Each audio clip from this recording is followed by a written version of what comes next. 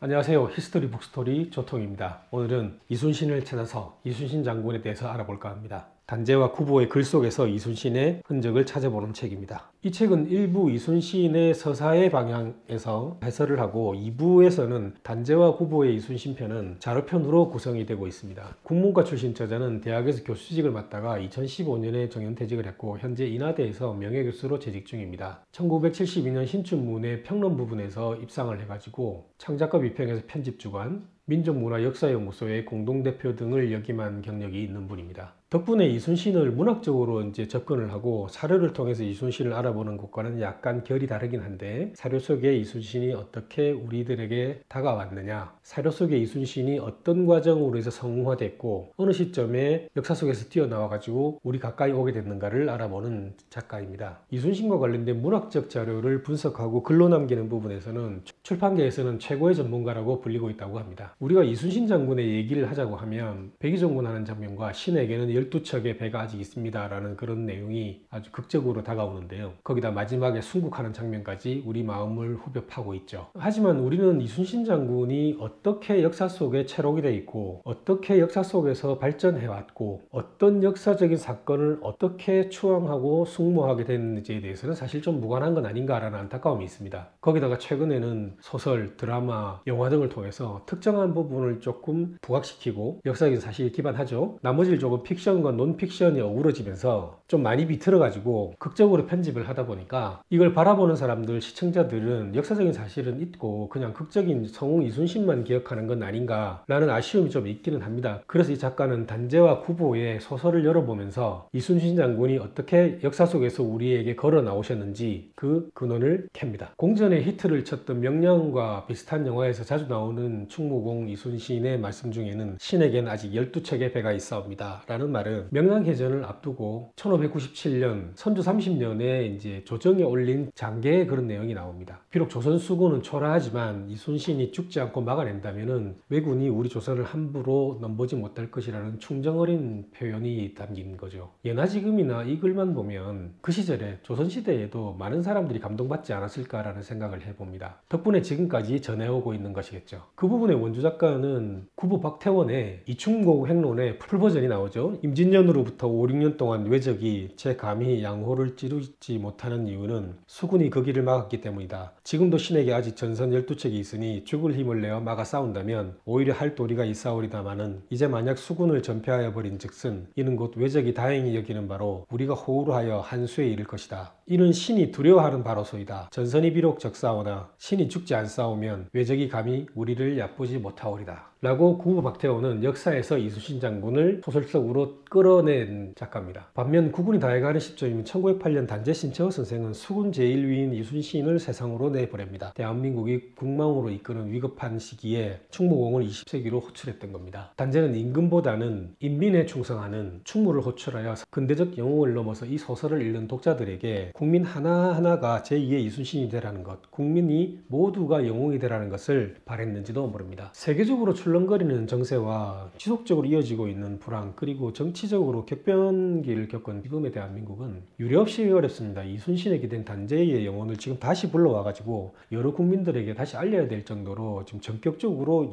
단재의 소설은 유효하다고 생각을 합니다. 단재가 살아계셨으면 똑같은 말씀을 하셨을 것 같다는 생각이 듭니다. 단재의 글의 맨 마지막 글을 보면 이에 이순신전을 지어 고통에 빠진 우리 국민에게 양식으로 보내노니 무릇 우리 착한 남자와 미쁜 여자는 이를 모범하여 이를 보추하여 형극의 천지를 다평하며 고해의 난관을 넘어갈지어다. 하늘이 20세기의 태평양을 장엄하고 제2의 이순신을 기다리나니라. 이 글의 20세기를 21세기로 바꾸면 지금 여전히 유효할 것 같습니다. 단재의 수군 제1 이순신 이 작품을 시작으로 종전에는 임금이 충성하는 신하의 이미지였던 것을 이순신은 민족의 영웅, 국민을 위하는 영웅으로 호출한 이가 바로 신채호란 얘기인데, 이후 충무공 숭배의 대서사가 시작된다라고 봐도 과언이 아닙니다. 덕분에 이제 이순신을 바라보는 근대적 시각, 21세기적 시각, 홍이 소설들의 큰 틀을 이 소설을 기반으로 완성이 된 것이고, 이후에 살을 살짝 붙이고 화장을 좀 더 해서 모양새를 맞추고 극적인 부분을 더하는 수준으로 지금에 이른 것 같다는 게 이 책을 보는 내내 느낀 제 느낌이었습니다. 덕분에 이순신을 바라보는 근대적인 시각, 21세기적인 시각은 공이 이 소설에서 출발한다고 생각이 들고, 단재와 구보의 작품 이후에 나왔던 모든 소설, 대하드라마, 영화들은 뼈에다가 살을 살짝 붙이고 분치를 조금 더한 수준이다, 이렇게 볼 수 있을 것 같습니다. 너무 냉정한가요? 하지만 제가 이 책을 보면서 쭉 느꼈던 그런 느낌입니다.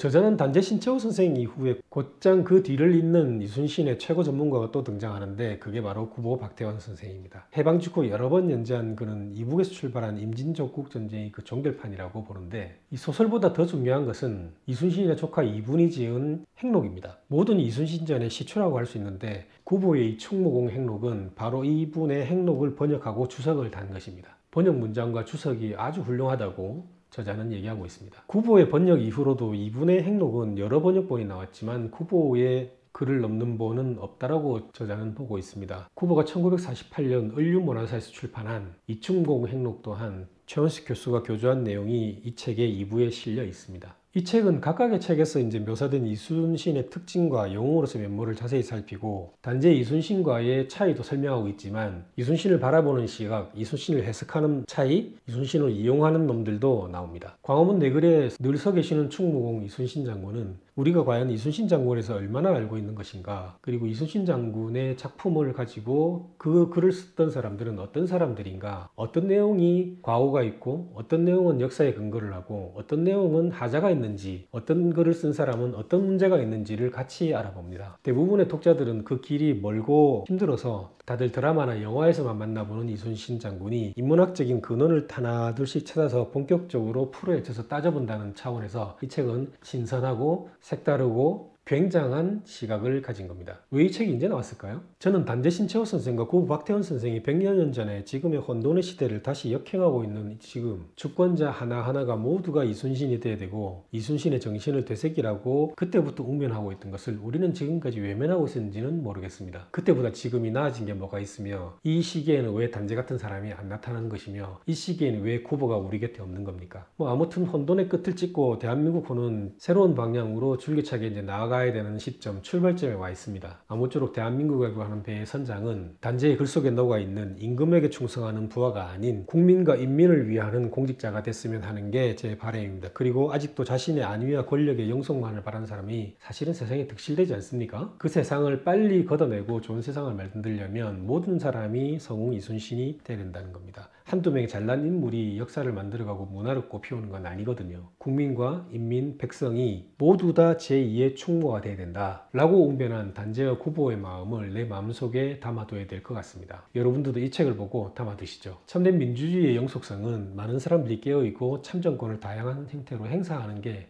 그 기본이겠죠. 자, 책 속으로 들어가 볼까요? 이 저자가 이제 임진왜란을 다시 바라보게 된 시각은 여러 학술대회를 참여하면서 이제 여러 의견들을 경청한 결과인데요. 구로사와 아키로 감독의 각해무사를 관람하고 나서 이순신 장군을 바라보는 시각이 많이 바뀌었다고 하고, 임진왜란에 대해서 시각을 통째로 바꾸는 계기가 됐다고 합니다. 다케다 가치유리의 화려한 기병대들은 오다 노부나가와 도쿠가와 이에야스의 평민들로 구성된 소총수 부대에 참패하는 나가시노 전투를 겪게 되죠. 이 장면을 보게 되면 임진왜란 당시에 조선을 침략한 일본군들이 그냥 왜구가 아니고 근대적인 문물로 무장되어 있는 근대적인 군대라는 게 핵심입니다. 덕분에 임진왜란이 탈일국주의적인 고찰의 중요성을 깨닫고 단재의 수군 제1위인 이순신을 전면적으로 다시 보게 됐다는 거죠. 제3장에서는 수군 제1인 이순신 이후 홍명희의 임꺽정, 이윤재의 성웅 이순신, 이광수의 이순신, 박태원의 임진조국전쟁, 이은상의 성웅 이순신, 김지하의 구리 이순신, 김탁환의 불멸, 김훈의 칼의 노래, 이렇게 출간 시기로 이순신을 주인공으로 한 작품들을 다루고, 이와 함께 일본 작가 오다 마코토가 1992년에 펴낸 소설 임진왜란까지 같이 열어봅니다. 책 속에는 보면 이순신을 등장시켜가지고 자신들의 속셈을 채우려고 하는 자도 나온다는 걸 알게 됐습니다. 저도 이번에 알았는데요. 박정희 시대 노산 이은상이 이제 개발 독재 시대의 그 시절 체제의 서사로 전환했던 게 자기 속셈을 채우는 것의 대표적인 케이스입니다. 이때쯤 광화문에 이제 이순신 동상이 세워지거든요.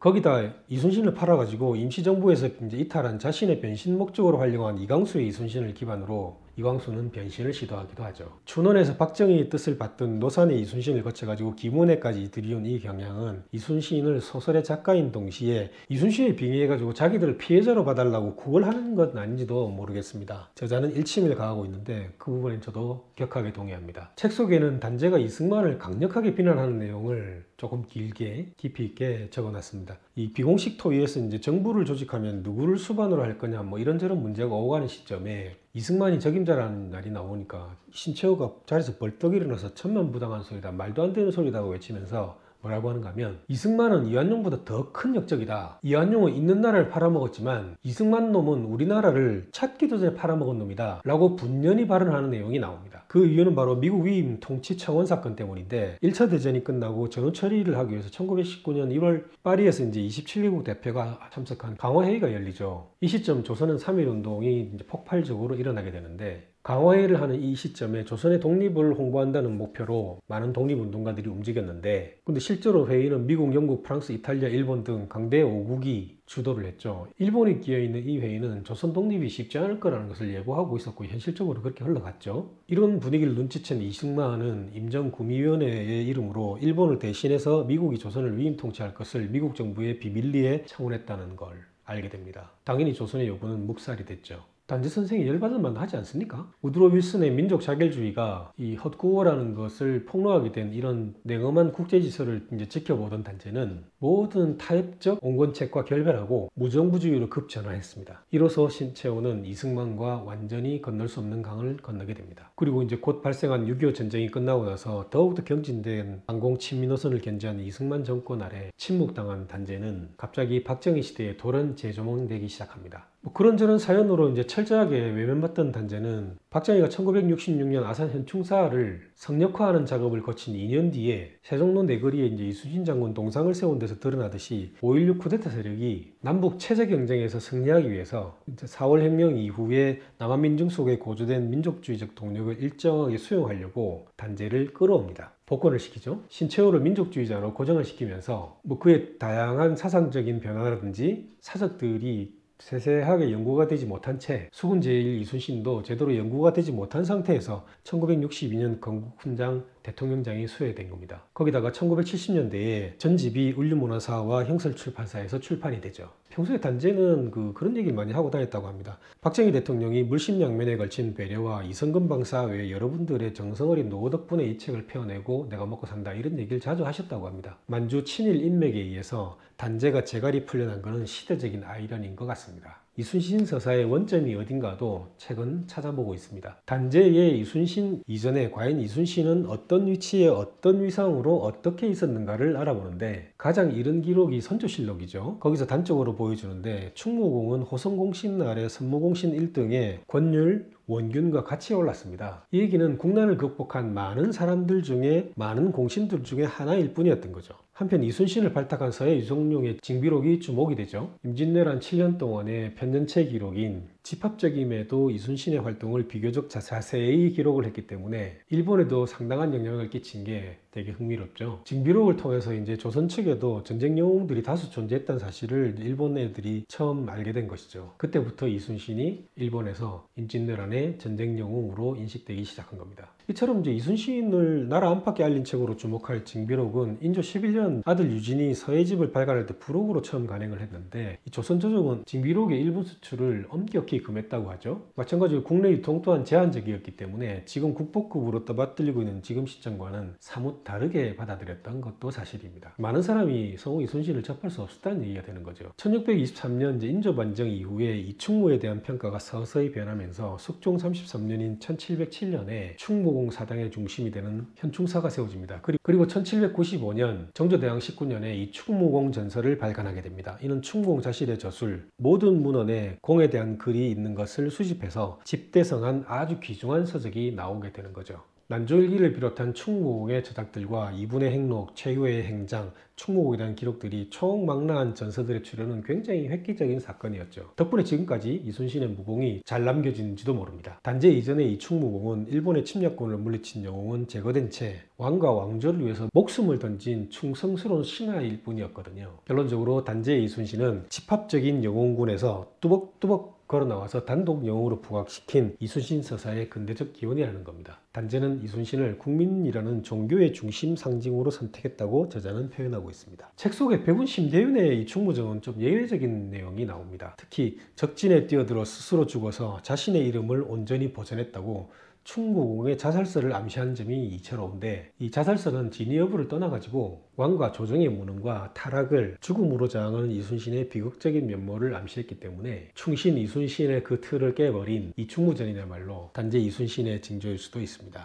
책 속의 단재는 이 전쟁을 기본적으로 외란으로 보긴 보는데 7년 전쟁이라는 단어가 곳곳에 나옵니다. 2번 나오는데요. 이는 나라와 나라 간의 전쟁이라고 보는 겁니다. 임진난, 임진년의 왜구들이 일으킨 난이 아니라 임진전쟁으로 보는 시초가 될 수도 있습니다. 이제 저자는 국제학술대회에 자주 참석하는데, 그 학술대회를 마치게 되면 참석자들이 이 전쟁을 이제 동아시아 국제전쟁으로 보면 임진전쟁, 더 임진워라고 명명해야 된다는 얘기가 자주 오간다고 합니다. 세계사적인 정의가 필요하다면, 지금 시점에 국제적으로 통용할 단어가 필요하다는 부분에서는 임진전쟁을 저자는 지지합니다. 임진왜란, 왜구들이 일으킨 난이 아니라 임진전쟁이라는 거죠. 북한도 왜란을 배제하고 임진조국전쟁이라고 이름을 붙이고 있고, 아마도 이건 나폴레옹이 러시아를 침공했을 때 조국전쟁이라고 표현하는 것을 차명하지 않았나라고 의심을 하기도 합니다. 뭐 일리가 없는 건 아니지만 세 나라가 얽혀 싸운 국제적인 전쟁 성격이 두드러진 이 전쟁을 부르기에는 적당하지 않다라는 게 저자의 입장입니다. 한국에서는 임진왜란, 정유재란, 북한에서는 임진조국전쟁, 일본에서는 분노쿠 게이초노에끼 또는 조선출병, 중국에서는 만력동정, 항해원조 또는 만력조선지역, 서양에서는 Japanese Invasions of Korea in 1592, 더 임진워, 히데요시스 인베이전 오브 코리아 등으로 불리는 이 전쟁의 이름들을 공통적으로 명명할 일이 시급한데, 태초일기에 있는 임진왜란은 도대체 어디서 온 것일까요? 연료실기술과 동국 신속 삼강행실도 등에 등재되어 있다고 하는데, 누군가 언제 우리는 이 전쟁을 이렇게 부르기로 한다가 아직 좀 불명한 부분이 있는 상태에서 임진왜란이라는 이름이 계속 들려져 내려오고 있는데, 임진왜란이라는 이름을 폐기해야 되는 걸까요? 폐기하는 게 맞는 것 같은데요. 학계의 결정을 한번 기다려 보시죠. 그럼 단재 이순신의 작품에는 한계는 없느냐라는 의문도 제기를 합니다. 육전이 축소가 됐다든지 선조에 대한 비판이 극도로 절제됐다는 부분, 그리고 여성의 등장을 하지 않는다는 점, 가외의 준동이 부재하죠. 가외라는 것은 가짜 왜구로 조선 사람들이 왜구처럼 활동해가지고 약탈을 일삼는 걸 말하는데, 그런 내용이 빠져 있는데, 영남의 피난민들이 왜군처럼 이제 가장을 하고 평양으로 마구 들어가가지고 염치를 분탕질했다는 기록이 나오거든요.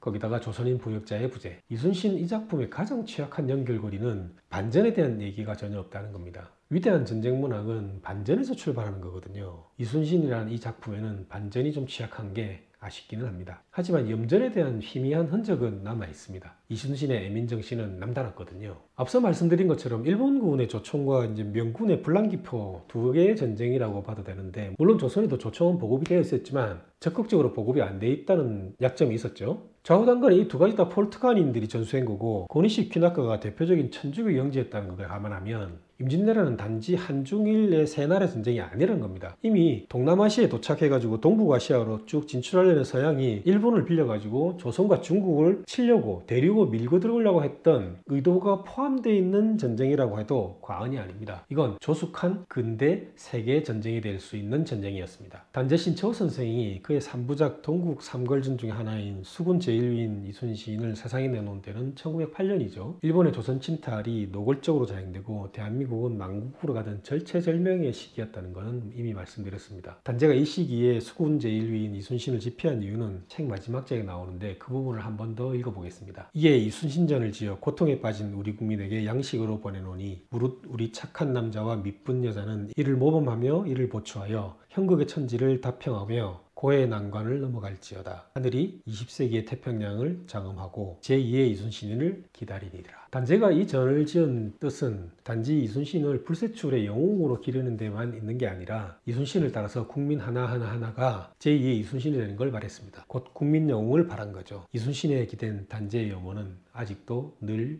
유효합니다. 이렇게 최원식 저자의 이순신을 찾아서 단재와 구보의 이순신이라는 부제의 책을 돌아봤습니다. 이순신을 역사 속 성웅으로 기억하고 성웅으로 추모하고 국난의 위기에서 나라를 구한 이순신이긴 하지만, 어떻게 이순신이 역사 속에 자리하고 어떻게 뚜벅뚜벅 걸어서 우리 주위로 드라마로, 연극으로, 영화로 우리에게 따뜻한 영웅으로 걸어와서 우리 국민 모두가 제2의 이순신이 되라고 하는 대서사의 시발점을 찾아봅니다. 역사적인 접근보다는 문학적 접근이 돋보이는 최원식 저자의 이순신을 찾아서 독특하고 재밌는 내용이 많아서 추천할 만한 책입니다. 한번 읽어보시죠. 히스토리 북스토리 조통이었습니다.